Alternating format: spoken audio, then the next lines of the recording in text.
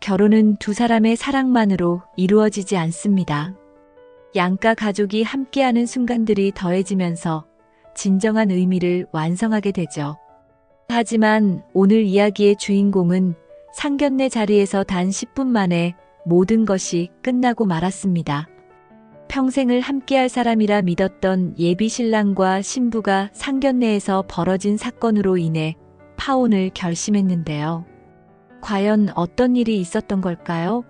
오늘은 상견례라는 중요한 자리가 갈등으로 이어진 이유와 그 속에 숨겨진 교훈을 함께 살펴보겠습니다. 상견례를 앞두고 계신 분들, 혹은 결혼 준비 중인 분들이라면 꼭 끝까지 시청하시길 바랍니다. 지금부터 상견례 10분 만에 파혼에 이르게 된 충격적인 이야기를 시작하겠습니다. 1. 상견례가 파혼으로 이어진 사건의 전말. 상견례 자리에서 벌어진 첫 번째 갈등. 상견례는 예비 신랑과 신부가 양가 부모님을 처음으로 소개하는 자리입니다. 이 자리는 결혼 준비에 첫 단추를 끼우는 중요한 순간인데요. 하지만 이 상견례 자리에서 첫 번째 갈등이 시작되었습니다. 신랑 측 부모님이 약간 늦게 도착하면서 분위기가 어색해졌습니다. 신부 측 부모님은 이에 대해 불쾌감을 느꼈고 서로 간의 첫 인사가 불편하게 흘러갔습니다. 첫 인사 이후에도 신랑 측 부모님이 준비한 선물이 신부 측 기대에 못 미쳤던 것도 문제가 되었습니다. 신부 측은 이를 예의 부족으로 받아들였고 이로 인해 대화의 시작부터 갈등의 씨앗이 심어졌습니다. 이후 식사가 시작되면서 신랑 측 아버지가 신부 측 부모님께 사업과 재산에 관한 질문을 했는데 이는 큰 오해를 불러일으켰습니다. 신부 측은 이러한 질문을 결혼에 있어 금전적인 기대가 크다는 신호로 받아들였습니다. 반대로 신랑 측은 신부 가족이 지나치게 예민하게 반응한다고 느꼈습니다. 이런 상황 속에서 대화는 점점 더 긴장감이 감돌았고 서로의 시선도 차가워졌습니다. 사소한 말 한마디가 큰 오해를 불러오며 상견례는 순조롭게 진행되지 못했습니다. 결국 첫 번째 갈등은 두 가족 간의 불편한 기류로 자리 잡았습니다. 2. 상견례에서 문제가 터지는 이유. 상견례에서 흔히 발생하는 갈등 요인. 상견례는 양가가 처음으로 공식적으로 만나는 자리이기 때문에 여러 가지 갈등 요소가 숨어 있습니다. 가장 흔한 갈등 요인은 서로 다른 기대치입니다. 신부 측은 예의를 갖춘 신랑 측의 태도를 기대하지만 신랑 측은 지나치게 형식적인 분위기를 부담스러워할 수 있습니다. 이러한 기대치의 차이가 충돌로 이어지기 쉽습니다. 또 다른 문제는 대화 주제입니다. 상견례 자리에서는 서로 민감한 주제를 피하는 것이 중요하지만 금전이나 재산 문제, 결혼 준비 비용 같은 이야기가 나오면 갈등이 발생할 수 있습니다. 가족 간의 성격 차이도 갈등 요인이 됩니다. 한쪽은 격식을 중요시하지만 다른 쪽은 자유로운 분위기를 선호할 경우 서로를 무례하거나 부담스럽게 느낄 수 있습니다. 또한 세대 차이로 인한 갈등도 무시할 수 없습니다. 부모님 세대의 가치관과 젊은 세대의 결혼관이 다를 경우 서로의 관점을 이해하지 못해 상처를 주고받게 됩니다. 이러한 요소들이 상견례 자리에서 문제가 터지는 주요 원인입니다. 결국 상견례는 단순한 만남 이상의 의미를 가지며 양가의 관계를 좌우할 수 있는 중요한 자리입니다. 3. 상견례 갈등을 예방하는 방법.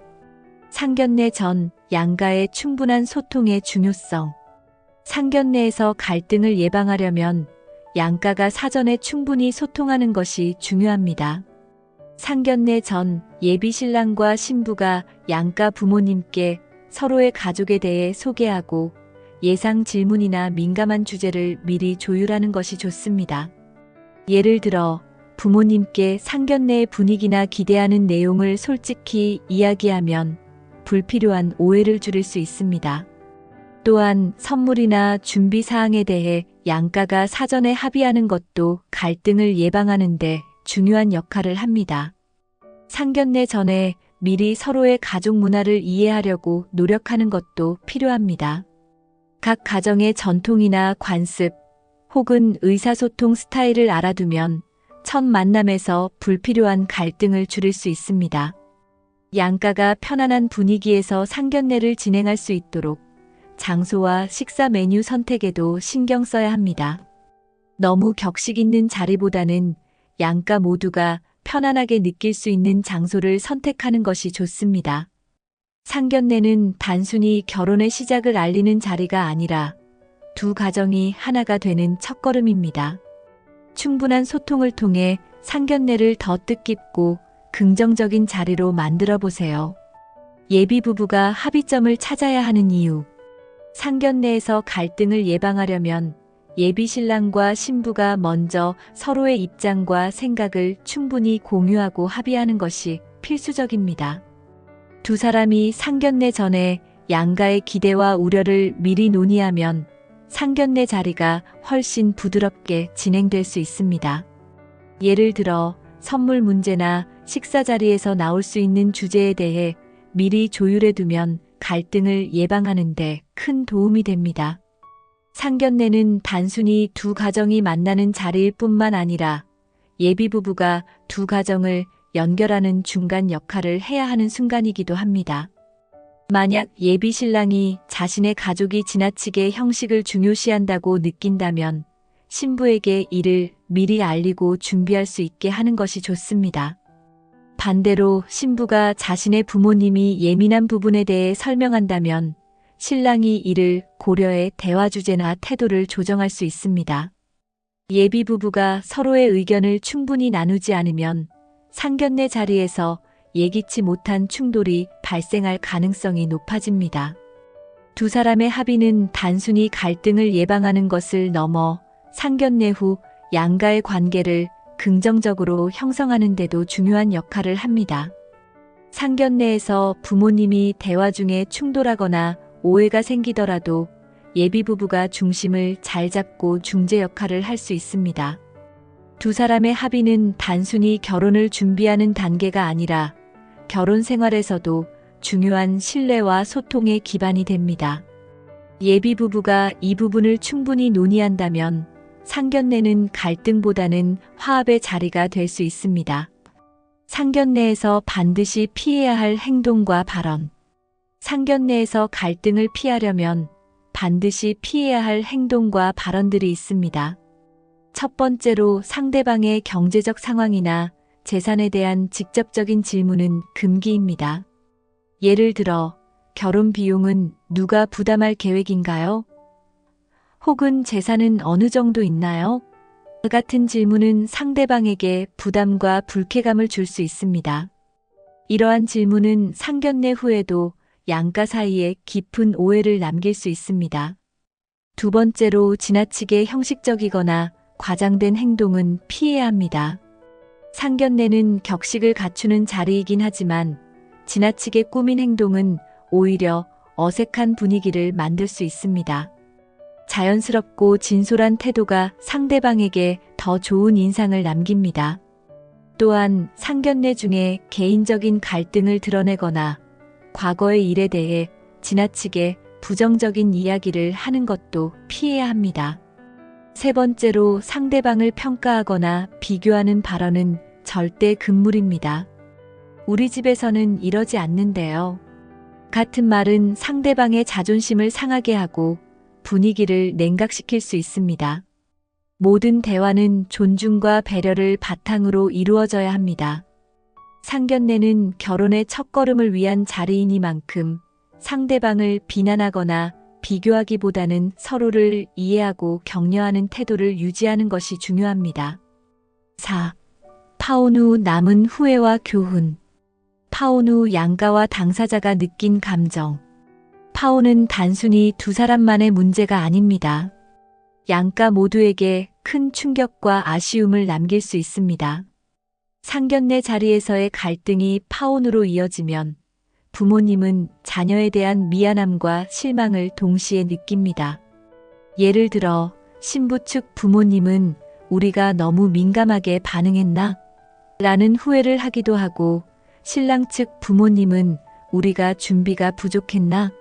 라는 자책을 하게 됩니다. 당사자인 예비 신랑과 신부 역시 자신들의 관계를 지키지 못한 점에 대해 큰 아쉬움을 느낍니다. 이 과정에서 두 사람은 서로에 대한 신뢰와 사랑을 다시 한번 돌아보게 됩니다. 하지만 때로는 파혼이 옳은 선택일 수도 있습니다. 결혼은 단순히 두 사람의 사랑만으로 이루어지지 않기 때문에 양가의 갈등이 지속될 경우 결혼 생활에 더 큰 영향을 미칠 수 있습니다. 파혼 후에는 그 과정에서 얻은 교훈을 통해 더 성숙한 관계를 만들어갈 기회로 삼는 것이 중요합니다. 결혼은 두 사람의 선택이지만 양가가 함께 만들어가는 과정이기도 합니다. 상견례는 그 시작점에서 중요한 역할을 하며 잘 준비한다면 결혼의 긍정적인 출발을 만들 수 있습니다. 오늘 이야기가 여러분께 도움이 되길 바라며 구독과 좋아요를 눌러주세요. 앞으로도 더 나은 관계를 위한 유익한 정보를 전해드리겠습니다.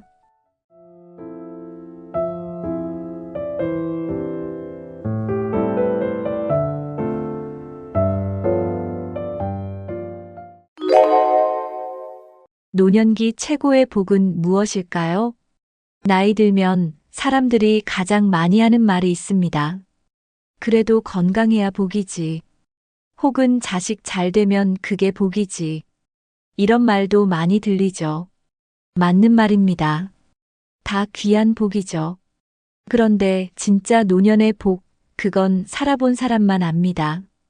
겉으로 보기에 부러운 인생도 속을 들여다보면 꼭 그렇지만은 않거든요.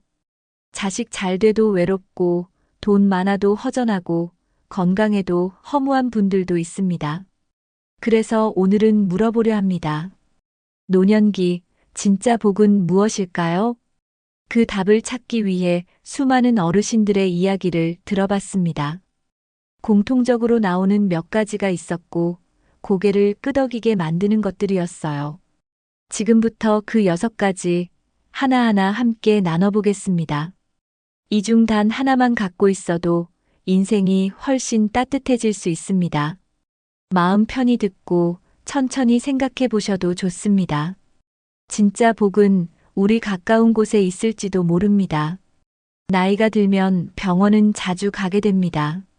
그런데 병원에 너무 익숙해지면 삶이 병원 중심으로 흘러가기도 하죠. 큰 병 없이 지낼 수 있다면 그게 가장 큰 복입니다. 물론 완전히 병원을 안 가는 건 어렵습니다.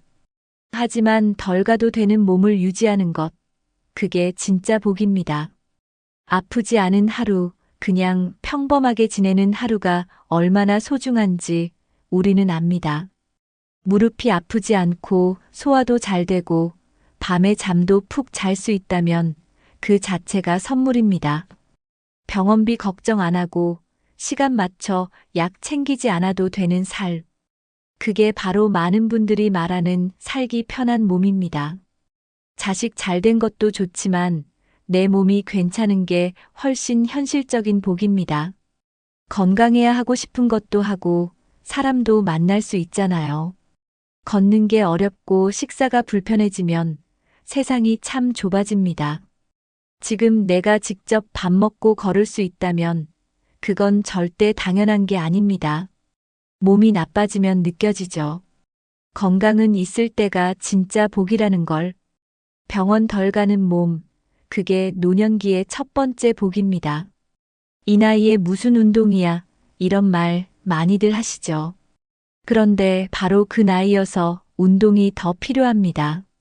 거창한 운동 말고 하루 10분만 걸어도 몸이 달라집니다. 아침에 햇살 받으면서 천천히 걷기만 해도 기분이 좋아져요. 혈액순환도 되고 소화도 잘 되고 무릎도 덜 아프다고들 하시죠. 특히 계단 대신 평지 위주로 걸으면 관절에도 부담이 없습니다. 의자에 앉아 발 들기, 벽 짚고 다리 들어 올리기 같은 동작도 충분한 운동입니다. 운동은 젊은 사람만 하는 게 아니라 나이 들수록 더 꼭 해야 하는 거예요. 근육이 줄어드는 걸 막아주고 넘어짐도 덜하게 해줍니다. 기운이 없어도 조금씩 움직이다 보면 어느 순간 체력이 올라온 걸 느끼실 거예요. 매일 같은 시간에 같은 장소에서 반복하면 습관처럼 자리 잡습니다. 친구와 같이 산책하거나 시장 가는 길도 운동이라 생각해 보세요. 운동은 따로 하는 게 아니라 생활 안에서 자연스럽게 실천하면 됩니다. 하루 10분이지만 1년 쌓이면 몸도 마음도 확실히 달라집니다. 그래서 노년의 복 운동하는 몸에서 시작된다고 말할 수 있어요. 건강이 좋다는 건 꼭 몸이 완벽하다는 뜻은 아닙니다. 스스로 밥 먹고 씻고 옷 입을 수 있는 것. 그게 자립입니다. 누군가의 도움 없이 내 힘으로 할 수 있는 일이 많을수록 삶이 편해집니다. 자립이 가능하면 스스로에 대한 자신감도 생기고 자존감도 지켜집니다. 반대로 누군가에게 의존해야 하는 일이 많아지면 마음이 불편해지죠. 이거 좀 도와줘 말하는 게 미안해지고 점점 소극적이 됩니다. 그래서 노년기에는 건강 그 자체보다 자립이 가능한지가 더 중요합니다. 자립은 신체적인 것뿐 아니라 정신적인 부분까지 포함됩니다. 내가 내 하루를 스스로 계획하고 행동할 수 있다는 게 큰 힘입니다. 거동이 불편해도 손으로 할 수 있는 일이 있고 말로 나눌 수 있는 것도 많습니다. 몸을 챙긴다는 건 곧 마음도 함께 챙기는 일입니다. 자립이 가능하면 삶의 만족감도 더 높아집니다. 돈이나 자식보다도 내 손발이 잘 움직이는 게 얼마나 든든한지 모릅니다. 그래서 노년기 최고의 복은 바로 내가 나를 돌볼 수 있는 몸입니다. 자립 가능한 건강, 그게 마음의 여유를 만들어줍니다. 자식이 아무리 잘해줘도 매일 옆에 있어주긴 어렵습니다. 바쁘게 사는 자식들에게 모든 기대를 걸긴 힘들죠. 그런 의미에서 가까이 사는 이웃은 때론 자식보다 더 큰 위로가 됩니다. 매일 마주치며 안부를 나누는 사람, 그게 곁에 있는 복이죠. 오늘은 날씨가 좋네요. 어젯밤에 비 많이 왔어요. 이런 짧은 인사 한마디가 마음을 녹입니다. 정 많고 넉넉한 이웃 하나 있으면 외로움이 훨씬 덜하다는 어르신도 많습니다. 혼자 사는 집에서 문 열면 바로 말할 수 있는 사람이 있다는 것. 그게 어떤 때는 가족보다 더 따뜻하게 느껴지기도 합니다. 자식은 마음으로 가깝고 이웃은 삶으로 가깝다고들 하죠. 곁에 말 한마디 건넬 수 있는 이웃이 있다는 건 분명한 복입니다. 대단한 관계가 아니어도 좋습니다. 그냥 인사 나눌 수 있는 사이면 충분하죠. 함께 밥을 먹지 않아도 대화 한마디면 마음이 놓이는 사람이 있습니다. 하루에 한 번이라도 누군가와 눈을 마주칠 수 있다는 건 아주 큰 위안입니다. 나이 들수록 사람보다 마음이 그립고 말 한마디가 더 소중해집니다. 그래서 노년기 복 중 하나는 곁에 말을 건넬 이웃이 있는 것입니다. 나이가 들면 친구가 더 중요해진다는 말을 많이들 하죠. 어릴 때는 함께 뛰어놀고 젊을 때는 고민을 나누던 사이. 그런 친구가 나이 들어서까지 곁에 있다는 건 정말 큰 복입니다. 하루에 한 번 전화하는 친구, 가끔 만나 차 한 잔 마시는 친구. 그 존재 하나만으로도 외로움이 줄어듭니다. 말이 잘 통하고 눈빛만 봐도 마음을 읽는 친구가 있다는 건 축복이죠. 자식에게는 말 못할 이야기도 친구에겐 솔직하게 털어놓을 수 있습니다. 함께 웃고 함께 걱정하고 때론 함께 눈물 흘리는 사이. 그런 친구 하나만 있어도 세상에 덜 외로워집니다. 바쁘지 않게, 급하지 않게, 그냥 안부 한마디로 이어지는 관계가 진짜 깊은 친구입니다. 젊을 땐 친구가 많았지만 나이 들면 결국 곁에 남는 사람은 몇 안 되죠. 중요한 건 숫자가 아니라 진심으로 통하는 친구가 한 사람이라도 있는가입니다. 매일 안부를 나눌 수 있는 친구, 그건 마음의 건강입니다. 관계는 나이 들어도 새로 만들 수 있습니다. 친구 하나, 마음 하나 나눌 수 있는 사람. 그게 노년의 진짜 복입니다. 요즘 혼자 지내는 어르신들이 참 많습니다. 하지만 혼자라고 해서 꼭 외로운 건 아닙니다. 외로움은 사람 수보다 마음이 닿는 관계가 있느냐 없느냐에 달려있죠. 혼자 사는 집에서도 사람과 연결돼 있으면 외롭지 않습니다. 이웃과 한마디, 친구와 안부 전화, 동네 산책길의 인사. 이런 작고 사소한 연결이 삶을 따뜻하게 만들어줍니다. 요즘은 전화도 문자도 영상통화도 어렵지 않게 할 수 있습니다. 기술이 발전한 만큼 혼자 살아도 연결되는 방법은 많습니다. 소모임이나 동네 프로그램도 잘 찾아보면 은근히 많죠. 누군가와 마음 나눌 수 있는 연결고리 하나만 있어도 세상이 넓어집니다. 나를 반겨주는 얼굴 하나, 기다려주는 전화 한 통이 삶의 힘이 됩니다. 혼자 사는 건 괜찮습니다. 하지만 마음까지 혼자 두진 마세요. 혼자여도 소통하는 사람이 있다면 외롭지 않습니다. 나이가 들어도 누구든 관계 맺고 대화할 수 있는 능력이 있습니다. 그래서 마음을 나눌 수 있는 누군가가 곁에 있다면 그것만으로도 큰 복입니다. 돈이 다는 아니지만 없으면 마음이 불편해집니다. 나이 들수록 큰 돈보다 작은 돈이 더 소중하게 느껴지죠. 병원 갈 때, 약 살 때, 간단한 생필품 살 때 꼭 필요합니다. 자식에게 손 벌리지 않고 쓸 수 있는 돈, 그게 진짜 여유입니다. 돈이 많다고 꼭 행복한 것도 아니고 적다고 무조건 불행한 것도 아닙니다. 중요한 건 필요할 때 쓸 수 있는 돈이 있는가입니다. 그 돈이 있으면 마음이 든든해지고 행동도 자유로워집니다.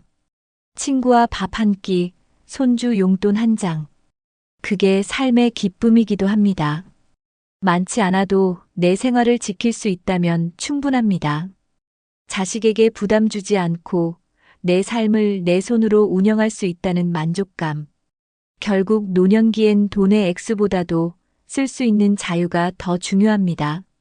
그래서 욕심 없이 내게 필요한 만큼만 갖고 있는 게 지혜입니다. 없는 걱정보다 있는 감사에 집중하면 마음이 더 편해집니다. 돈이 많아도 불안한 사람 있고 적어도 평온한 사람 있습니다. 결국 돈의 복은 적당히 있고 잘 쓸 줄 아는 마음에 달려 있습니다. 커다란 소비보다 일상 속 작은 소비가 주는 행복이 더 오래갑니다. 시장에서 과일 하나 사 먹는 기쁨, 커피 한 잔 사서 산책하는 여유. 이런 사소한 소비들이 삶의 생기를 불어넣습니다. 누군가에게는 별거 아닐 수 있지만 나에겐 하루의 행복이 됩니다. 옷 하나, 모자 하나 새로 사 입는 것만으로도 기분이 달라지죠. 소비는 내 기분을 바꾸고 내 삶의 의미를 더해줍니다. 꼭 필요한 곳에 내가 원해서 쓰는 돈이 가장 기분 좋습니다. 손주에게 작은 간식 하나 사주는 것만으로도 뿌듯하잖아요. 큰 돈 없이도 웃을 수 있는 방법은 많습니다. 중요한 건 내가 나를 위해 쓰는 마음입니다. 누군가를 위해서가 아니라 나를 위한 소비도 필요합니다. 매일 똑같은 하루지만 작은 소비 하나로 새로운 하루가 됩니다. 아끼는 것도 좋지만 때로는 써야 할 때 제대로 쓰는 게 더 현명하죠. 그런 지출이 쌓이면 삶의 질도 조금씩 높아집니다. 작게 쓰지만 크게 행복한 소비, 노년기엔 그게 진짜 복입니다. 돈을 가진 사람은 많지만 돈을 잘 쓰는 사람은 생각보다 적습니다. 나이 들어도 여전히 돈을 쌓아두기만 하는 분들도 계시죠. 하지만 돈은 모으는 것보다 잘 쓰는 것이 더 중요해집니다. 내가 나를 위해 쓸 수 있는 용기, 그게 진짜 복입니다. 자식에게 다 물려주고 정작 본인은 힘들게 사는 어르신들도 많습니다. 물론 자식 사랑은 귀하지만 내 삶도 존중받아야 하잖아요. 돈을 쓰는 건 나를 아끼는 마음의 표현이기도 합니다. 여행 한 번, 외식 한 끼, 좋아하는 물건 하나 사는 것. 그게 삶의 활력이 되고 마음의 여유가 됩니다. 쓸 줄 알아야 그 돈이 나를 살게 합니다. 아무리 많아도 쓰지 않으면 의미가 없죠. 돈은 남기기보다 남기지 않는 게 지혜일 수도 있습니다.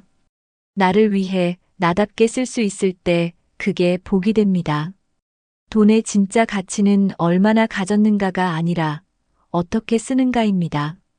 노년기, 돈을 쓸 줄 아는 사람은 마음까지 부자입니다. 나이가 들수록 잠이 얕아지고 자주 깨는 분들이 많습니다. 하지만 잠을 잘 자는 건 건강과 직결되는 중요한 복입니다.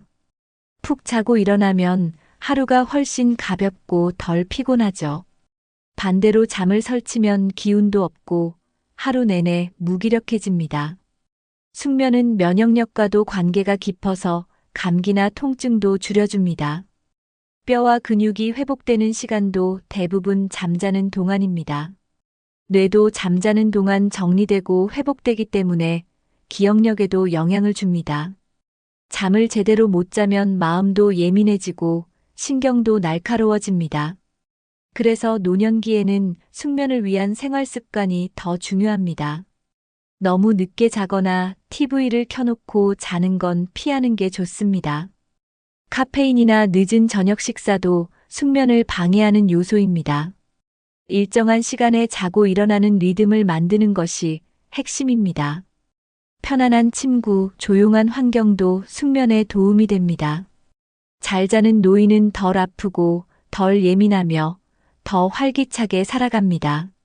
그래서 편안히 잠드는 밤은 노년기에 아주 소중한 복입니다. 새벽에 자주 깨는 분들 정말 많습니다. 잠이 들었다가 한두 시간 후에 깨면 다시 잠들기도 어렵죠. 원인은 다양하지만 나이 들수록 수면 호르몬 분비가 줄어드는 것도 한몫합니다. 또 낮에 활동이 부족하거나 낮잠을 오래 자면 밤잠이 얕아집니다. 화장실 가는 것도 주요 원인 중 하나입니다. 자기 전 물 마시는 양을 줄이면 도움이 될 수 있습니다. 스마트폰이나 TV 화면의 밝은 불빛도 수면에 영향을 줍니다. 대신 책을 읽거나 조용한 음악을 듣는 것이 좋습니다. 스트레칭이나 간단한 명상도 잠들기 전에 큰 도움이 됩니다. 새벽에 깼을 때 억지로 다시 자려고 하기보다 잠시 편하게 쉬는 것도 방법입니다. 이때 조급해하지 않는 것이 중요합니다. 밤잠이 부족하면 낮에 햇빛을 쬐면서 가볍게 움직이는 게 좋습니다. 규칙적인 생활 리듬이 결국 수면 패턴을 안정시켜줍니다.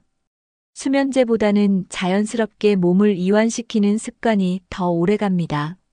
잠은 조절하는 것이 아니라 부드럽게 유도하는 것이라는 걸 기억해 주세요. 잠을 잘 자면 몸뿐 아니라 마음도 달라집니다. 밤새 뒤척이고 피곤하면 작은 일에도 예민해지죠. 반대로 푹 자고 일어나면 별일 없어도 기분이 좋아집니다. 그래서 편안한 잠자리는 몸뿐 아니라 마음의 안정에도 중요합니다. 침대나 요가 너무 딱딱하거나 푹 꺼지면 불편함이 생깁니다. 베개 높이도 내 목과 어깨에 맞는 게 좋습니다.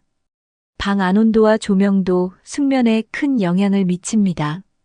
너무 덥거나 추우면 잠이 들기 어렵고 자주 깹니다. 조명은 어둡고 따뜻한 톤이 안정감을 줍니다.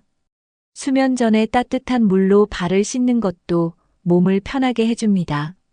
잠자리는 하루를 마무리하는 공간입니다. 그래서 가장 편하고 따뜻해야 마음도 놓일 수 있습니다. 잠을 잘 자는 사람은 삶의 만족도가 높다는 연구 결과도 있습니다. 건강한 잠이 쌓이면 삶 전체의 리듬도 바뀝니다. 그래서 노년기 복 중 하나는 편안한 잠자리라고 말할 수 있습니다. 일할 때는 바쁘게 살았고 퇴직 후에는 갑자기 시간이 많아집니다. 처음엔 좋지만 점점 허전해지고 공허해지죠. 이유는 단 하나, 쓸모라고 느낄 만한 자리가 사라지기 때문입니다. 아침에 일어나 오늘 뭐 하지? 라는 질문이 반복되면 마음이 무거워집니다. 누군가가 나를 필요로 하고 내가 할 일이 있다는 건 큰 위안이 됩니다. 그게 없으면 존재감이 점점 줄어드는 느낌이 들죠. 나 없이도 다 잘 굴러가네 싶은 마음이 들면 더 외로워집니다. 하지만 사소한 일이라도 내가 맡을 역할이 있다면 삶의 중심이 생깁니다. 설거지를 맡아도 좋고 쓰레기 분리수거를 도맡아도 좋습니다. 집안에서도 내가 꼭 필요한 사람이란 걸 느끼게 해주는 일이 필요합니다. 자식이 말 한마디라도 아버지 이거 좀 도와주세요 하면 힘이 납니다. 작은 역할 하나가 하루를 의미 있게 만들어줍니다. 쓸모는 직업이 아니라 관계와 일상 속에서 만들어지는 겁니다. 내가 있는 자리에 누군가 웃고 내가 하는 일로 도움을 받는다면 그게 존재감입니다. 그래서 노년기 복 중 하나는 내가 쓸모 있는 사람이라는 자부심입니다. 몸을 움직이게 하는 건 체력보다 마음입니다. 아침에 눈을 떴을 때 나를 기다리는 일이 있다는 것.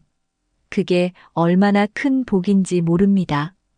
동네 복지관 봉사활동, 경로당 일손 돕기, 그것만으로도 삶이 달라집니다. 누군가에게 따뜻한 밥 한 끼를 차려주는 일도 큰 의미가 됩니다. 텃밭 가꾸기도 내 손으로 키운 작물에서 뿌듯함을 느낄 수 있습니다. 작은 상추 한 장이 나를 움직이게 하고 삶의 생기를 불어넣죠. 손주 돌보기는 체력적으로 힘들지만 마음은 더없이 따뜻해지는 일입니다. 아이를 안고 있는 그 순간만큼은 내가 꼭 필요한 사람이 됩니다. 물론 무리하면 안 되지만 내 역할이 있다는 감각은 삶을 활기차게 합니다. 아버지가 계셔서 든든해요. 할머니 덕분에 아이가 잘 커요. 이런 말 한마디가 노년의 자존감을 지켜줍니다. 누구든 쓸모 있는 존재로 살아갈 수 있습니다. 몸이 불편해도 말 한마디 따뜻하게 건네는 것만으로도 누군가에게 힘이 됩니다. 누군가에게 필요하다는 느낌, 그게 삶의 동력이 됩니다. 그래서 노년기에는 나를 움직이게 하는 이유가 곧 복입니다. 나이가 들면 도움을 받는 입장이 더 많아지는 것 같아 속상할 때가 있습니다. 하지만 여전히 나는 누군가에게 힘이 될 수 있는 사람입니다. 따뜻한 말 한마디, 조언 한마디도 누군가에게는 큰 도움이 됩니다.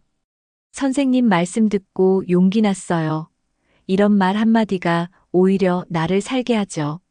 주변에서 나를 찾아주는 이유는 아직 내 안에 에너지가 있다는 뜻입니다. 내가 가진 삶의 경험은 젊은 사람들에겐 소중한 자산이 됩니다. 이야기를 나누고 들려주는 것만으로도 누군가에겐 길잡이가 됩니다. 무언가를 주는 사람이 된다는 건 여전히 내가 누군가의 힘이란 증거입니다. 작은 일에도 감사 인사를 듣는 순간 내가 살아있다는 감각이 더 선명해집니다. 누군가에게 도움이 되는 내가 자랑스럽게 느껴집니다. 도움을 주는 일이 거창할 필요는 없습니다.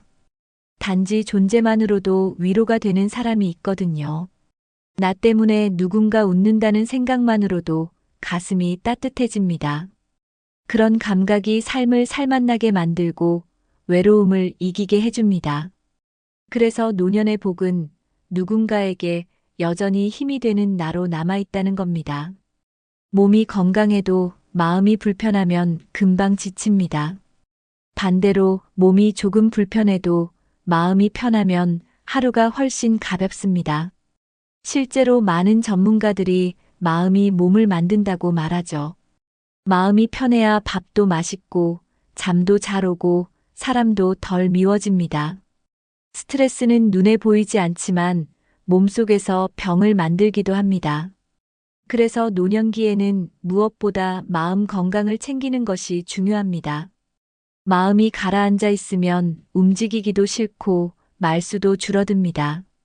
반대로 웃을 일이 생기고 마음이 편해지면 자연스럽게 몸도 따라 움직입니다. 화내지 않고 탓하지 않고 그냥 흘려보내는 마음이 복입니다.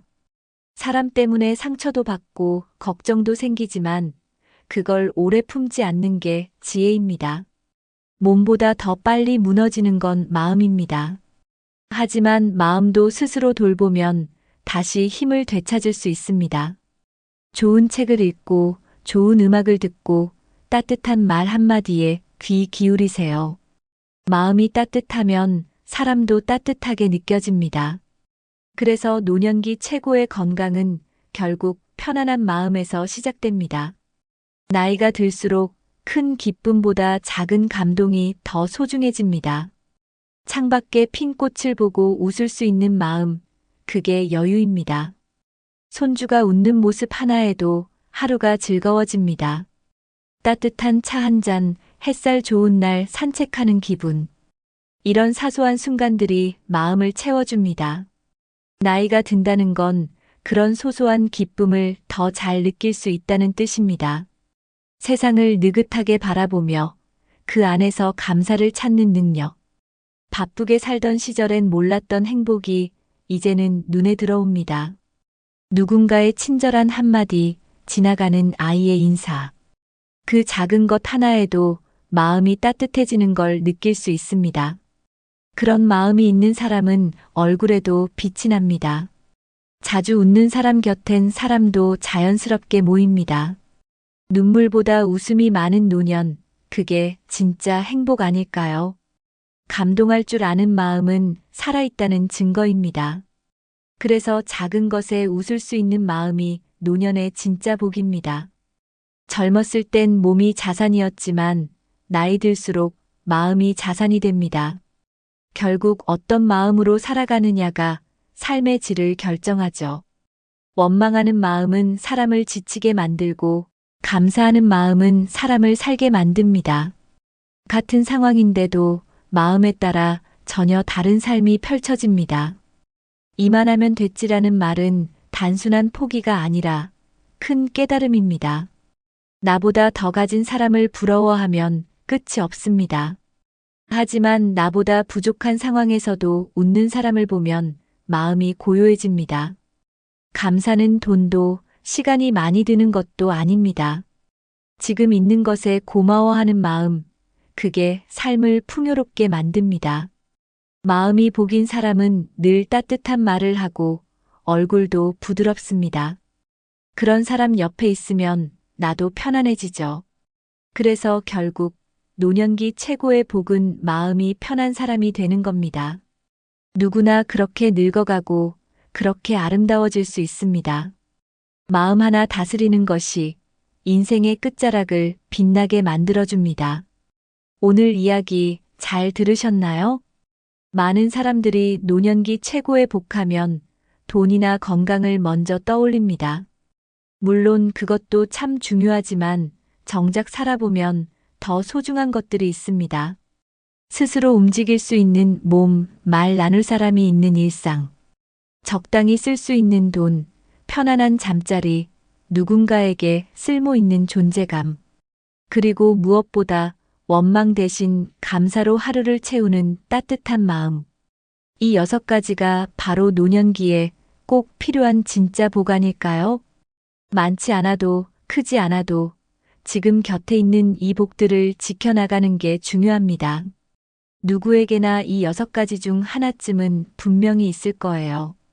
그걸 잃지 않고 더 키워가는 삶이 바로 지혜로운 노년이겠죠. 오늘 들으신 6가지 복 중에서 여러분이 가장 공감된 것은 무엇이었나요? 또 지금 내 곁에 있는 소중한 복은 무엇인지 생각해 보셨나요? 댓글로 여러분의 생각을 나눠주시면 다른 시청자분들께도 큰 울림이 될 거예요.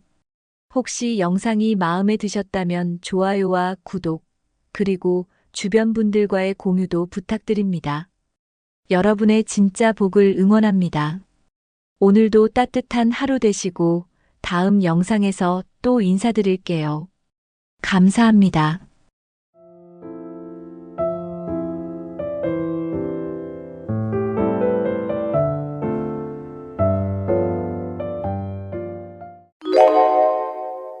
노년기 최고의 운동은 누가 뭐래도 이 6가지입니다. 나이 들수록 가장 많이 듣는 말, 바로 이겁니다. 건강하려면 운동하세요. 그런데 어떤 운동을 하라는 건지 정확하게 말해주는 사람은 잘 없습니다. 무릎도 아프고 숨도 차고 헬스장 가기도 부담스럽고 그래서 운동해야 하는 건 알지만 그냥 포기하게 되죠. 하지만 진짜 문제는 운동을 안 해서 몸이 점점 더 약해지는 겁니다.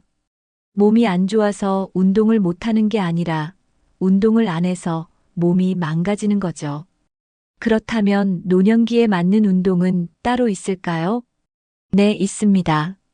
오늘은 나이가 들어도 안전하고 효과도 좋은 운동 6가지를 알려드리겠습니다. 복잡한 운동 아닙니다. 집에서도 할 수 있고 도구 없어도 가능한 운동도 많습니다. 누구나 따라할 수 있고 지금부터 당장 시작할 수 있습니다. 매일 한 가지만 해도 건강은 달라집니다. 지금부터 하나씩 소개해 드릴게요. 걷기 운동은 누구나 할 수 있는 가장 쉬운 운동입니다. 특별한 장비가 필요하지 않고 장소 제약도 거의 없습니다. 특히 무릎이나 허리에 큰 무리가 가지 않아 노년기에 더 적합합니다. 전신의 혈액순환을 도와주고 심장과 폐 기능도 튼튼하게 만들어줍니다. 걷는 동안 팔을 함께 흔들면 상체 운동도 동시에 됩니다. 땀이 나면서 노폐물도 빠져나가고 체온도 자연스럽게 올라갑니다. 무엇보다 걷기는 기분까지 좋아지게 해주는 효과가 있습니다. 우울감이나 무기력함이 자주 드는 분들은 꼭 실천해 보셨으면 좋겠습니다. 혼자 걸어도 좋고 가족이나 친구와 함께 걸으면 더 즐거운 시간이 됩니다. 소화 기능이 떨어진 분들에게도 걷기는 큰 도움이 됩니다. 식사 후 천천히 걷기만 해도 속이 훨씬 편해진다는 걸 느끼실 수 있을 거예요. 관절에 무리가 가지 않게 바른 자세로 걷는 것이 중요합니다. 걷기를 꾸준히 하면 다리 힘이 붙고 넘어짐도 줄어듭니다. 계단 오르내리는 것보다 평지를 걷는 것이 관절에 더 좋습니다. 운동이 어려우신 분들도 걷기부터 시작해 보세요. 효과는 분명합니다. 걷기는 하루에 오래 하지 않아도 꾸준히만 하면 효과가 좋습니다. 처음 시작하신다면 하루 10분에서 15분 정도로 가볍게 시작해 보세요. 익숙해지면 30분, 그리고 나중엔 1시간까지 늘려도 좋습니다. 중요한 건 얼마나 빨리 걷느냐보다 꾸준히 하느냐입니다. 걸을 때는 허리를 펴고 시선을 정면으로 유지하는 것이 좋습니다. 발은 뒤꿈치부터 바닥에 닿게 천천히 딛는 걸음이 이상적입니다. 팔은 가볍게 흔들어주고 어깨에 힘을 빼야 몸에 부담이 가지 않습니다. 가능한 일정한 시간대에 걷는 것이 습관화하는 데 도움이 됩니다. 날씨가 좋지 않거나 외출이 어려운 날엔 실내에서도 걸을 수 있습니다. 복도나 방 안을 천천히 왕복하면서 움직이는 것도 충분한 운동이 됩니다. 걷는 동안 음악을 들으면 시간도 금방 갑니다. TV를 보면서 실내 자전거나 제자리 걷기를 해도 비슷한 효과를 볼 수 있습니다. 무리해서 많이 걷는 것보다 짧게라도 매일 걷는 것이 더 중요합니다. 하루도 안 빠지고 걷는다는 마음으로 천천히 실천해 보세요. 몸이 점점 더 가벼워지고 기운도 달라지는 걸 느끼실 수 있을 거예요. 같은 시간 걷더라도 자세에 따라 운동 효과는 크게 달라집니다. 허리를 꼿꼿이 펴고 턱은 살짝 당기고 시선은 앞을 바라보세요. 발은 어깨 너비로 자연스럽게 벌리고 뒤꿈치부터 천천히 내디뎌야 합니다. 팔은 몸통 옆에서 자연스럽게 앞뒤로 흔들어 주세요. 팔을 과하게 흔들 필요는 없지만 너무 고정해도 운동 효과가 줄어듭니다. 처음 5분은 천천히 걷고 중간엔 약간 빠르게 걷는 루틴이 좋습니다. 마지막 5분은 다시 속도를 줄이면서 마무리하는 게 좋습니다. 걷기 전엔 간단한 다리 스트레칭을 해주면 부상을 줄일 수 있습니다. 무릎, 허리, 발목에 문제가 있는 분은 지면이 평평한 길을 고르는 게 좋습니다. 걸은 뒤엔 종아리와 허벅지 근육을 가볍게 풀어주는 동작도 함께 해주세요. 만보기를 활용해서 목표 걸음수를 정하는 것도 좋은 방법입니다. 스마트폰 건강 앱을 활용하면 재미도 붙고 동기부여도 됩니다. 매일 아침 같은 시간에 걷는 습관을 들이면 몸이 먼저 움직이게 됩니다. 혼자 걸을 땐 조용한 음악이나 자연 소리를 들으면 심리 안정에도 좋습니다. 걷기, 단순하지만 가장 효과 좋은 운동입니다. 지금 바로 시작해 보세요. 나이가 들면 제일 먼저 약해지는 부위가 하체입니다. 특히 허벅지와 종아리 근육이 줄어들면 걷는 것도 힘들어지죠. 하체 근육이 약해지면 쉽게 넘어지고 일어나기도 어려워집니다. 그래서 하체는 반드시 꾸준히 단련해줘야 합니다. 의자 운동은 무릎이나 허리에 무리를 주지 않으면서도 근육을 강화해주는 좋은 방법입니다. 앉아서 할 수 있기 때문에 체력에 자신 없는 분들도 쉽게 따라 할 수 있습니다. 허벅지에 힘을 주고 천천히 일어섰다 앉는 것만으로도 근육을 단련할 수 있습니다. 다리를 들었다 내리는 동작도 하체를 자극하는 데 도움이 됩니다. 종아리 근육은 혈액순환과도 직결되기 때문에 꼭 챙겨야 하는 부위입니다. 의자에 앉아 발 뒤꿈치를 들어 올리는 동작만으로도 충분한 자극을 줄 수 있습니다. 일상생활에서 의자만 있으면 바로 시작할 수 있다는 것도 장점입니다. 운동기구 없이도 충분히 하체를 단련할 수 있는 운동이죠. 처음에는 가볍게 시작하고 익숙해지면 횟수를 늘려가면 됩니다. 하체가 튼튼하면 걷기도 쉬워지고 자세도 안정적으로 유지됩니다. 결국 건강한 하체는 노년기 전체 생활의 질을 바꿔줍니다. 의자 운동의 가장 큰 장점은 장소에 상관없이 할 수 있다는 점입니다. 거실, 방, 부엌 어디든 의자만 있으면 바로 시작할 수 있습니다. 몸이 무거워 외출이 어렵거나 날씨가 좋지 않은 날에도 딱 좋은 운동입니다. 바닥에서 하는 운동은 허리가 아프고 일어나기 어렵지만 의자는 그런 부담이 없습니다. 특히 혼자 계신 어르신들도 혼자서 안전하게 실천할 수 있다는 점에서 더 좋습니다. 일단 앉은 상태에서 다리를 번갈아 들었다 내리는 동작부터 시작해 보세요. 발끝으로 원을 그리는 동작도 다리 근육을 자극해 줍니다. 양손으로 의자 옆을 잡고 상체를 바르게 세운 채로 하면 효과가 더 좋아집니다. 하체뿐만 아니라 복부와 허리까지 자연스럽게 자극이 됩니다.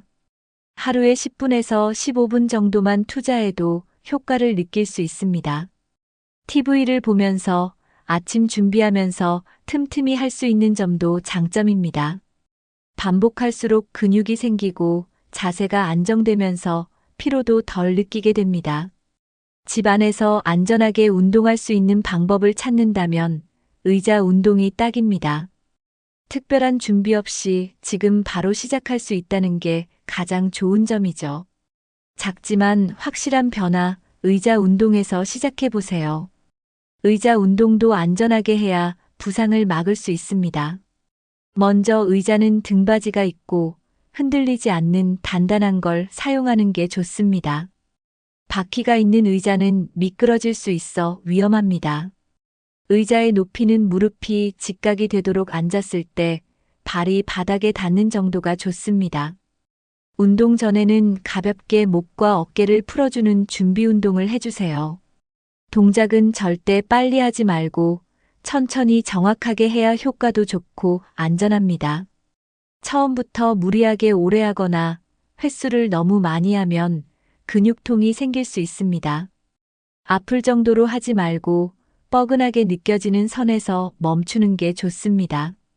운동 중 어지럽거나 통증이 느껴지면 바로 멈추고 쉬어야 합니다. 의자에 앉을 때는 등을 곧게 펴고 허리를 너무 뒤로 젖히지 않아야 합니다. 의자 운동 후에는 다리와 허벅지를 가볍게 주물러서 근육을 풀어주세요. 운동은 매일 조금씩 몸이 적응하도록 천천히 늘리는 게 핵심입니다. 처음 며칠은 하루 건너 한 번씩 하다가 익숙해지면 매일로 늘려보세요. 무엇보다 중요한 건 본인의 몸 상태에 맞게 조절하며 하는 것입니다. 안전을 지키면서 꾸준히 한다면 의자 운동만으로도 몸이 단단해집니다. 하루의 시작을 스트레칭으로 열면 몸도 마음도 훨씬 가볍게 느껴집니다. 자고 일어난 후엔 근육과 관절이 굳어 있기 때문에 바로 움직이면 다치기 쉽습니다. 그래서 기상 후 5분간의 간단한 스트레칭이 매우 중요합니다. 팔을 머리 위로 쭉 뻗어주고 기지개를 켜듯 몸 전체를 늘려보세요. 허리를 좌우로 천천히 돌리면 등과 옆구리도 시원하게 풀립니다. 무릎을 세우고 앉은 상태에서 다리를 쭉 펴는 동작도 좋습니다. 목은 천천히 앞뒤, 좌우로 움직이며 긴장을 풀어주세요. 갑자기 빠르게 움직이지 않고 천천히 호흡하면서 진행하는 게 중요합니다. 아침 스트레칭은 하루의 에너지와 집중력을 높여줍니다. 혈액순환을 도와줘서 손발 저림이나 어지러움도 예방할 수 있습니다. 굳은 어깨와 허리를 풀어주면 일상 움직임도 훨씬 부드러워집니다. 스트레칭은 근력보다 유연성을 키워주는 데에 효과가 있습니다. 유연성은 나이가 들수록 더 중요해지는 건강 요소입니다. 꾸준히 하면 허리 통증이나 관절 뻣뻣함도 눈에 띄게 줄어듭니다. 아침마다 가볍게 스트레칭하는 습관, 오늘부터 시작해 보세요. 무릎, 어깨, 허리는 나이 들수록 가장 많이 불편해지는 부위입니다. 그래서 이 세 부위는 특별히 스트레칭으로 관리해 주는 것이 필요합니다. 무릎은 앉은 상태에서 다리를 천천히 들어 올리고 몇 초간 유지해 보세요. 발끝을 앞뒤로 움직이며 무릎 주변 근육을 자극해 주는 것도 좋습니다. 어깨는 팔을 앞으로, 옆으로 크게 원을 그리듯 돌리는 것이 효과적입니다. 손을 등 뒤에서 잡고 가슴을 열어주는 동작도 어깨의 긴장을 풀어줍니다. 허리는 누운 상태에서 한쪽 다리를 배 쪽으로 끌어당기는 동작이 좋습니다. 양쪽 다리를 번갈아 하면서 허리와 골반을 천천히 이완시켜 주세요. 의자에 앉은 상태로 상체를 앞으로 숙이고 멈추는 것도 도움이 됩니다. 모든 동작은 반동 없이 천천히 숨을 쉬면서 진행해야 합니다. 몸의 움직임을 느끼면서 스트레칭하는 것이 가장 중요합니다. 무리하지 않고 할 수 있는 선에서 멈추는 것이 부상의 위험을 줄입니다. 스트레칭 전후에는 따뜻한 물 한 잔 마시는 것도 도움이 됩니다. 매일 아침 혹은 저녁에 정해진 시간에 해주면 습관이 잘 잡힙니다. 통증 예방과 유연성 유지, 이 두 가지 모두 스트레칭으로 충분히 가능합니다. 스트레칭도 잘못하면 오히려 관절에 무리를 줄 수 있습니다. 가장 흔한 실수는 빠르게 움직이며 반동을 주는 동작입니다. 반동은 근육과 관절을 갑자기 당겨 손상을 유발할 수 있습니다. 스트레칭은 항상 천천히 부드럽게 하는 것이 기본입니다. 통증이 느껴지는 지점까지 무리하게 늘리면 근육이 긴장하게 됩니다. 몸을 많이 늘린다고 효과가 커지는 게 아닙니다. 오히려 근육이 경직돼 유연성이 더 떨어질 수 있습니다. 또 다른 실수는 호흡을 멈춘 채 스트레칭을 하는 것입니다. 숨을 참지 말고 내쉬면서 근육을 부드럽게 풀어주는 게 핵심입니다. 스트레칭은 아픈 부위를 억지로 풀기 위한 것이 아니라 풀리도록 돕는 과정입니다. 자신이 할 수 있는 범위 내에서 천천히 늘리는 게 가장 효과적입니다.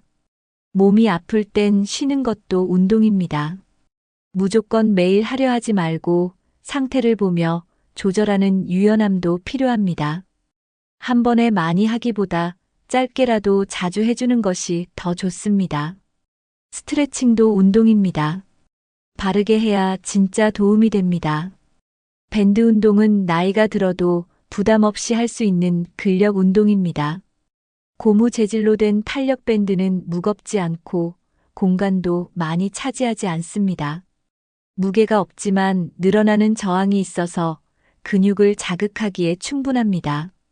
기구 없이도 근육을 강화하고 유연성을 기를 수 있는 좋은 도구입니다. 특히 무거운 아령이나 기구 운동이 부담스러운 노년층에게 적합합니다. 팔, 다리, 어깨 등까지 다양한 부위를 운동할 수 있습니다. 밴드를 당기는 동작만으로도 근육이 수축과 이완을 반복하게 됩니다. 부상 위험도 낮고 강도를 조절할 수 있어 초보자에게도 좋습니다. 집에서도 쉽게 따라할 수 있고 TV 보면서도 가능하다는 점이 장점입니다. 처음엔 얇은 밴드로 시작해서 점점 두꺼운 밴드로 넘어가는 방식이 좋습니다.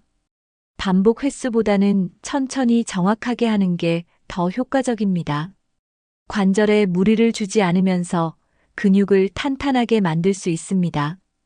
특히 앉아서도 가능하므로 체력이 약한 분들에게 적극 추천됩니다. 나이 들수록 빠지는 근육, 밴드 하나로 충분히 지킬 수 있습니다. 작지만 강한 운동, 밴드로 근육을 유지해 보세요. 밴드를 활용한 상체 운동은 어깨와 팔 근육을 자극하는 데 효과적입니다. 양손으로 밴드를 잡고 팔을 천천히 위로 들어 올리며 당겨보세요. 팔꿈치는 펴지 않고 약간 굽힌 상태에서 움직이면 더 안정적입니다. 가슴 앞에서 양팔을 좌우로 벌리듯 당기면 등과 어깨 근육이 사용됩니다. 밴드를 발 아래 고정하고 양손으로 잡아 위로 당기면 이두근을 단련할 수 있습니다. 하체는 앉은 자세에서 밴드를 발에 걸고 다리를 쭉 펴며 당기는 방식으로 운동할 수 있습니다. 허벅지 앞쪽과 종아리 뒤쪽 근육을 자연스럽게 자극해줍니다. 무릎 위에 밴드를 걸고 다리를 벌렸다 오므리는 동작도 효과적입니다. 이 동작은 엉덩이와 허벅지 바깥쪽 근육을 강화하는 데 좋습니다. 서서 하는 운동이 힘든 분들도 앉은 자세로 충분히 따라 할 수 있습니다. 각 동작은 10회씩 2세트 정도로 시작해보는 것이 적당합니다. 근육이 익숙해지면 세트 수나 강도 있는 밴드로 조금씩 높이면 됩니다. 루틴을 정해서 상체는 월수금, 하체는 화목토로 나눠해도 좋습니다. 규칙적으로 진행하면 몸의 탄력과 균형감이 확실히 달라집니다. 밴드 하나만 있으면 온몸을 운동할 수 있다는 것, 직접 해보면 느끼실 겁니다. 밴드 운동은 간단하지만 몇 가지 실수를 피해야 안전하게 할 수 있습니다. 첫 번째는 밴드를 너무 빠르게 당기고 놓는 동작입니다.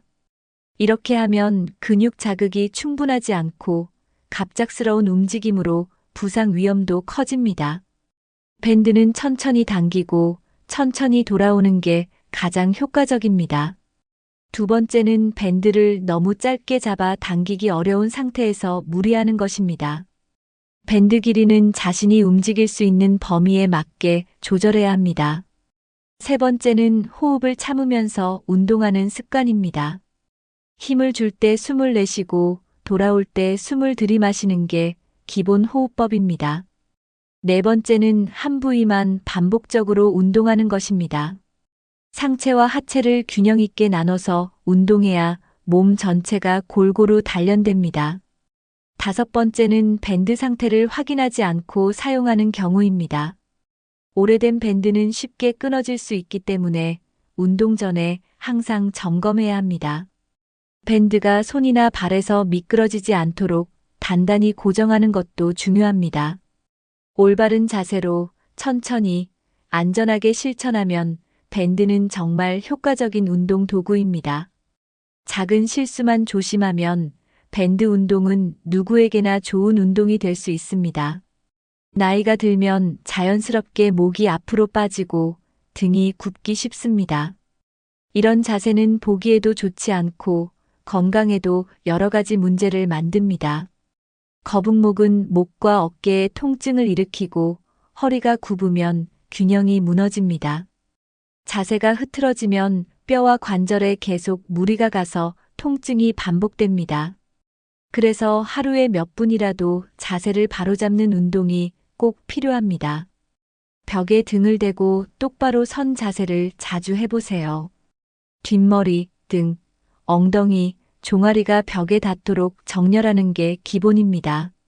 이 상태에서 몇 초간 유지하면서 몸의 균형을 느껴보는 것만으로도 도움이 됩니다. 손을 깍지 끼고 머리 뒤에 대고 팔꿈치를 뒤로 열며 가슴을 펴는 동작도 좋습니다. 이 동작은 거북목을 교정하고 어깨와 가슴을 펴주는데 효과적입니다. 의자에 앉은 상태에서도 허리를 펴고 배에 힘을 주며 앉는 습관을 들이세요. 처음엔 어렵지만 점점 근육이 기억하게 됩니다. 자세가 바로 잡히면 키가 커 보이고 호흡도 더 편안해집니다. 무엇보다 몸의 중심이 바로 서면 자신감도 생기고 덜 피곤해집니다. 거울을 보며 하루 한 번씩 자세 점검하는 습관 꼭 실천해 보세요. 척추는 우리 몸의 기둥입니다. 이 기둥이 바로 서 있어야 몸 전체가 안정적으로 움직일 수 있습니다. 바른 척추 정렬을 위해선 무리한 운동보다 꾸준한 정돈이 필요합니다. 누운 자세에서 무릎을 세우고 엉덩이를 천천히 들어 올리는 브릿지 자세를 해보세요. 이 동작은 허리와 엉덩이, 척추 주변 근육을 부드럽게 자극합니다. 벽에 등을 기대고 무릎을 살짝 굽힌 상태에서 등을 붙이며 숨을 내쉬는 것도 좋습니다.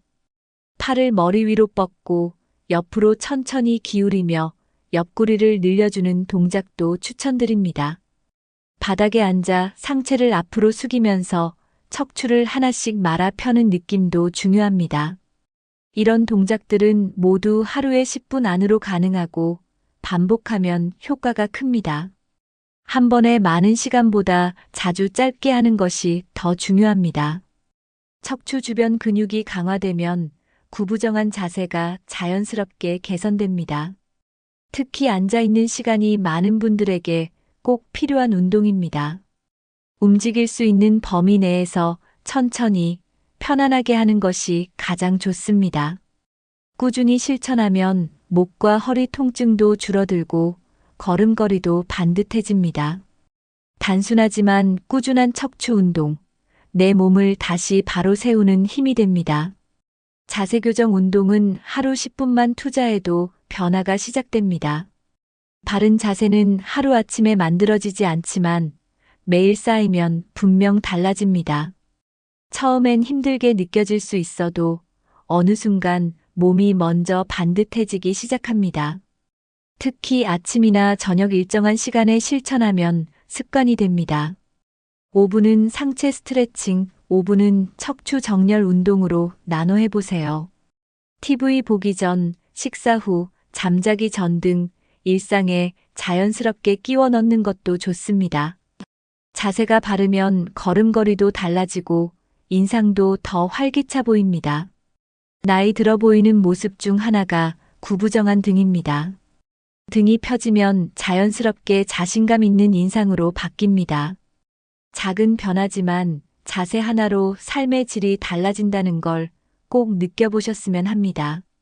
자세는 스스로 의식하지 않으면 평생 흐트러질 수 있습니다. 거울 앞에서 나의 자세를 자주 확인하고 틀어진 부분은 바로 잡아보세요. 하루 10분만 정성 들이면 건강뿐 아니라 외모도 더 젊어 보입니다. 늦지 않았습니다. 오늘부터라도 한번 해보세요. 자세 교정, 건강한 노년을 위한 가장 확실한 투자입니다. 실내 자전거는 나이가 들수록 더욱 추천되는 운동입니다. 가장 큰 장점은 무릎에 무리가 거의 가지 않는다는 점입니다. 자전거 페달을 밟는 동작은 충격이 적어서 관절에 부담이 덜합니다. 그래서 무릎이나 고관절이 약한 분들도 안심하고 할 수 있습니다. 걷기가 힘들어도 자전거는 비교적 쉽게 꾸준히 실천할 수 있습니다.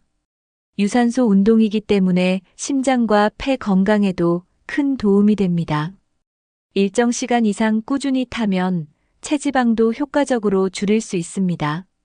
다리 근육을 자연스럽게 단련할 수 있고 혈액순환도 개선됩니다. 앉아서 하는 운동이라 피로감이 덜하고 오랜 시간 지속할 수 있습니다. 속도와 강도를 조절할 수 있어서 개인에게 맞는 운동이 가능합니다. 천천히 타는 것만으로도 충분한 운동 효과를 얻을 수 있습니다. 자전거를 타면 다리 전체가 고르게 움직여 관절이 뻣뻣해지는 것도 예방할 수 있습니다. 운동 초보자도 쉽게 시작할 수 있어서 꾸준히 실천하기에 적합합니다. 집에서 날씨에 상관없이 할 수 있다는 점도 큰 장점입니다. 건강한 하체와 심폐 기능을 동시에 챙길 수 있는 운동, 바로 실내 자전거입니다. 실내 자전거는 지루하지 않게 운동할 수 있는 좋은 방법이기도 합니다. TV를 보거나 음악을 들으면서 동시에 할 수 있어 일상과 자연스럽게 연결됩니다. 드라마 한 편 보면서 자전거를 타면 금방 30분이 지나가죠. 운동을 운동처럼 느끼지 않게 해주는 게 실내 자전거의 장점입니다. 습관만 잘 들이면 하루 운동 시간을 자동으로 확보할 수 있습니다. 식사 후 1시간 정도 지난 뒤 저녁 시간에 타면 부담 없이 실천할 수 있습니다. 날씨나 시간에 구애받지 않고 내가 원하는 시간에 할 수 있다는 게 강점입니다. 복잡한 준비물 없이 자리에 앉아서 바로 시작할 수 있습니다. 자전거를 탈 때는 등을 곧게 펴고 손잡이는 너무 세게 잡지 않도록 주의하세요. 운동 강도는 너무 높게 설정하지 말고 처음엔 낮은 단계에서 시작하는 것이 좋습니다. 페달을 돌릴 때 무릎이 너무 펴지지 않도록 좌석 위치도 조정해야 합니다. 타면서 대화를 나누거나 가족과 함께하는 시간으로 활용해도 좋습니다. 무리하지 않고 하루 15분에서 30분 정도만 해도 충분한 효과를 볼 수 있습니다. 몸이 익숙해지면 점점 시간이 늘어나고 체력도 함께 좋아지는 걸 느낄 수 있을 겁니다. 재미와 건강, 두 마리 토끼를 잡는 운동, 실내 자전거가 딱입니다.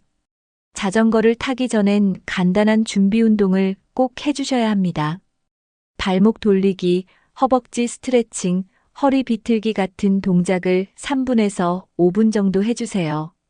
준비 운동은 근육을 풀어주고 운동 중 부상을 예방하는 데 효과적입니다. 몸에 열을 살짝 올린 상태에서 자전거를 타는 게 훨씬 안전합니다. 자전거 운동을 마친 뒤엔 정리 운동도 반드시 필요합니다. 갑자기 멈추면 심장 박동이 급격히 떨어져 어지럼증이 올 수 있습니다. 자전거 속도를 점점 줄이면서 3분 정도 천천히 페달을 돌려주세요. 그 다음은 종아리, 허벅지, 허리 근육을 가볍게 주물러서 풀어주면 좋습니다. 정리 운동을 하면 피로가 덜 쌓이고 다음 날 몸이 훨씬 가볍습니다. 운동 후에는 따뜻한 물 한 잔 마시며 숨을 가다듬어 주세요. 땀이 많이 났다면 수분 보충도 꼭 필요합니다. 자전거 타기 전후로 가벼운 목 스트레칭과 어깨 돌리기도 함께하면 더욱 좋습니다. 작은 준비와 정리가 결국 운동 효과를 더 크게 만들어줍니다. 몸에 무리를 주지 않고 운동을 오래 지속하는 가장 좋은 방법이기도 하죠. 오늘부터 자전거 운동을 하신다면 꼭 준비 운동과 마무리까지 함께 실천해 보세요. 오늘 알려드린 6가지 운동 어떠셨나요? 하나하나는 아주 쉬워 보여도 실천하면 몸이 확실히 달라집니다. 걷기, 스트레칭, 의자 운동, 밴드 운동, 자세 교정, 실내 자전거. 모두 무리 없이 할 수 있고 꾸준히만 하면 근육도 자세도 기분도 달라집니다. 나이가 들어도 몸은 움직이는 만큼 살아납니다. 운동은 젊은 사람들만 하는 거 아냐? 라고 생각하셨던 분들도 오늘 영상 보시고 나도 할 수 있겠는데?